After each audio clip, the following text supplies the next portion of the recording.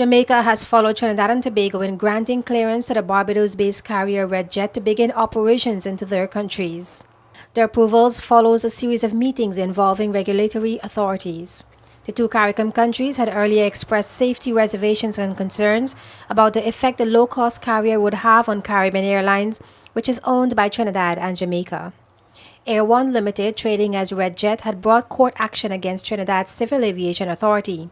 However, Transport Minister Devant Maharaj said the court action has been settled. He said the terms of the settlement would remain private between the parties. As Red Jet gets approval to fly to and from Trinidad and Jamaica in addition to the Barbados-Guyana route, Prime Minister Baldwin Spencer, whose government is one of Liat's major shareholders, is urging his Caribbean neighbors to begin subsidizing Liat to fly to their countries as Red Jet continues to make advances on the routes currently being operated by Liat. Prime Minister Spencer said just as CARICOM and OECS member states subsidize international carriers, they should extend the same assistance to Liat. Liat, in which Antigua and Barbados and St. Vincent and the Grenadines are the majority shareholders, has been accused of keeping the cost of regional travel too high. But Liat has always insisted that taxes have made it difficult to offer lower fares. The low-cost carrier Red Jet, however, has been offering fares as low as $9.99 US before taxes, and 37,000 seats went on sale at that price on July 20th. Red Jet has been in discussion with several other Eastern Caribbean countries, including Grenada and St. Kitts and Nevis, on starting services to those countries, but no decisions have yet been made.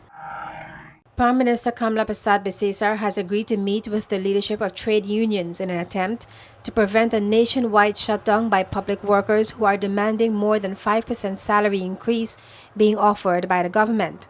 The meeting is to be held on July 26th and is aimed at advancing the interests of all concerned. It was an unusual Friday meeting held in an unusual location, the private residence of Prime Minister Kamla Persad-Bissessar in South Trinidad. One of the looming challenges will be dealing with a planned shutdown by the trade union movement. They've told her only she has the power to stop it. They want to meet with her, but there's a dilemma. They're saying, well, they will not meet with anyone else. That's the first point. And secondly, they're saying, we'll meet with you, but you have to, and we are not talking until you move the 5%. So where am I and what do? I have to think about it very carefully. I cannot negotiate. I'm not the negotiator. So if I do meet with them, I can't say I'm moving this or moving that, and then we meet. It's a kind of, as I say, it's what is called a false dilemma. Damned if you do and damned if you don't. So what if the union leaders hold fast to their threat to shut down the country? As a government, we cannot allow anyone to derail the agenda of the people.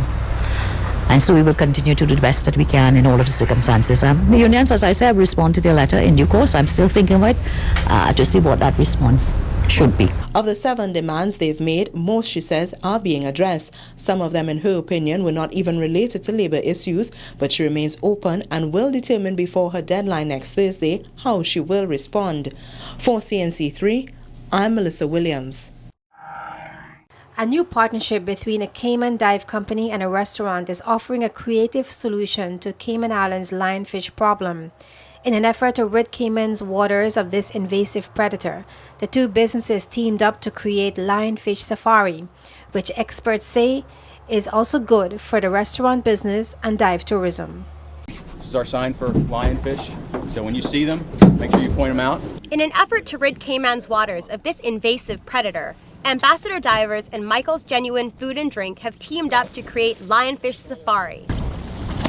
Beautiful. Experts and those behind the idea say it's also good for the restaurant business and dive tourism. This is just another level, another step, another outlet for divers to come, another reason to go in the water, to feel like a part of the hunt, a part of the safari. Along with DOE researchers and staff from Michael's, the dive team is joined by the Andrasics, a family of divers from the U.S. He told us about the Lion Safari. He said, would you help me be spotters? So we were, how can we turn down a dive? During the dive, the family acts as spotters, pointing out lionfish for the team to spare and capture. Whenever we saw them, we did the lionfish sign and called them over. The group dives down to 70 feet on the 40-minute dive, catching close to a dozen fish on the shelf below the reef. Back on the surface, they get to survey the lionfish before they're taken to the restaurant. After the dive, participants in the lionfish safari can come here to Michael's Genuine to sample the day's catch in various different dishes. The lionfish in a tamarind broth with green beans and mizuna and radishes. The response to lionfish on the menu has been overwhelmingly positive. We did it for Taste of Cayman. They culled 300 pounds of lionfish, and we served, I think it was like nearly 500 dishes of the lionfish, and it was just a hit. The Andrasics are definitely impressed by both the experience and the food, since it's all about helping Cayman get rid of an invasive fish and later enjoying some delicious cuisine. Corey Miles, Cayman 27.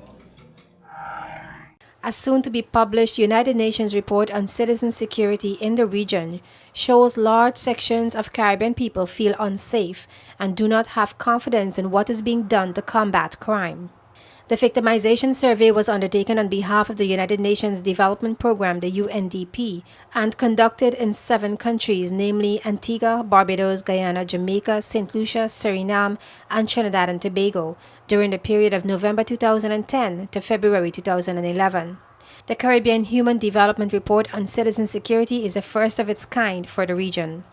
According to CMC, the report has the objective of better understanding why citizen security is so badly needed in these countries and why violence and insecurity are so prevalent in the Caribbean.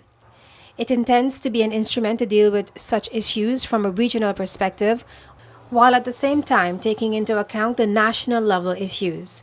UNDP Representative Dr. Marcia De Castro said there is a need to find solutions to the crime problem in the region, and economic growth depends on a safe population. This is Ino Solman with the Caribbean News Report for JTV News.